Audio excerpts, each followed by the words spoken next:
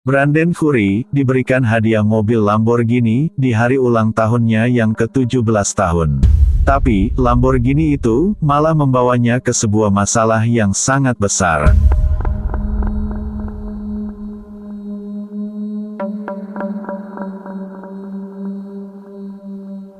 Jika sebelumnya ada Cameron Herrin yang berkendara di jalanan, yang akhirnya menabrak ibu dan anak yang sedang menyeberangi jalan.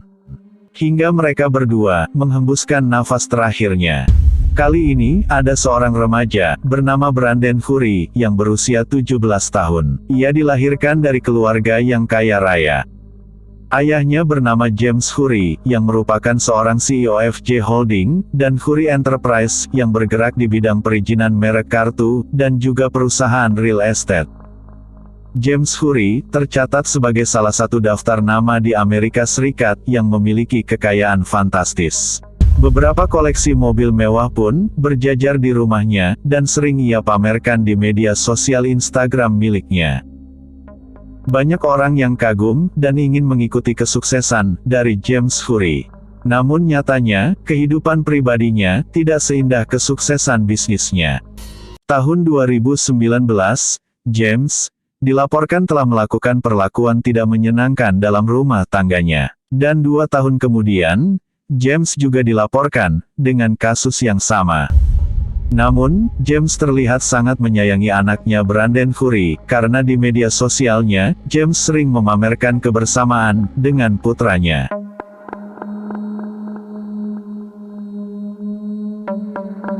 Tahun 2021, setelah usia 17 tahun, Brandon telah lulus tes mengemudi, dan ia diberikan hadiah, berupa mobil mewah Lamborghini, seharga $200.000. James sering kali memanjakan anaknya, dengan fasilitas kemewahan, yang tidak bisa dinikmati oleh kebanyakan orang, apalagi kaum miskin. Brandon Curry sangat senang dengan pemberian orang tuanya berupa Lamborghini. Terlebih, Brandon memang sangat menyukai otomotif sejak kecil. Lamborghini ini memiliki kecepatan 60 mil per jam dan bisa ditempuh dengan 4 detik saja. Jadi, hanya orang yang berpengalaman yang bisa mengemudikan mobil jenis ini.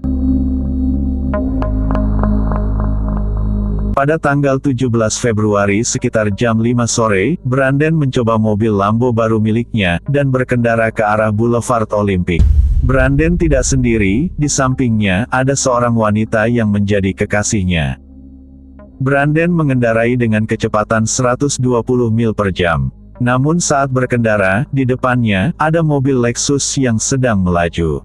Dan tidak dapat dihindari, mobil Lambo itu menabrak Lexus hingga menjadi terbelah dua.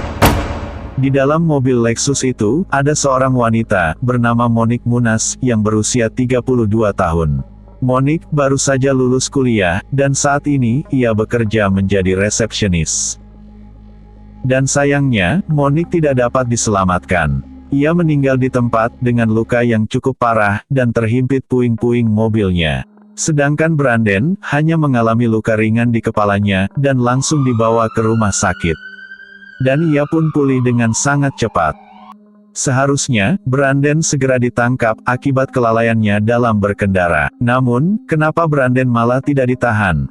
Banyak orang yang berspekulasi bahwa uanglah yang berbicara, karena tidak ada pihak berwajib yang mengungkap kejadian ini.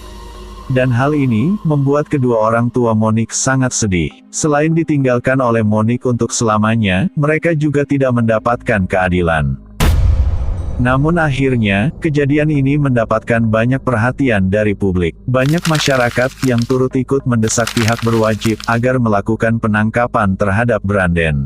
Dan berita ini pun terus tersebar ke berbagai belahan dunia. Publik tidak hanya menuntut penangkapan Brandon, tapi James juga ikut disorot, karena ia tidak memberikan contoh yang baik terhadap anaknya. Namun, kekuatan uang telah mengalahkan keadilan untuk Monique. Bahkan, hanya beberapa hari setelah kejadian itu, Brandon terlihat berpesta, dan ia sama sekali tidak terlihat menyesalinya.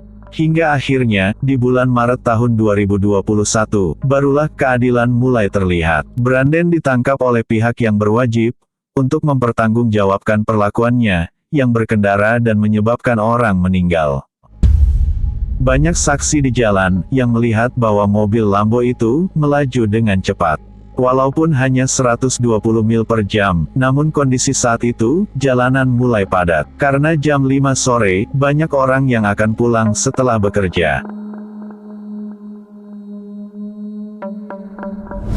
Brandon akhirnya datang ke pengadilan ditemani oleh ibunya. Ia pun mengakui kesalahannya, dan meminta maaf kepada keluarga Monique. Selain itu, Brandon juga siap bertanggung jawab atas kesalahannya.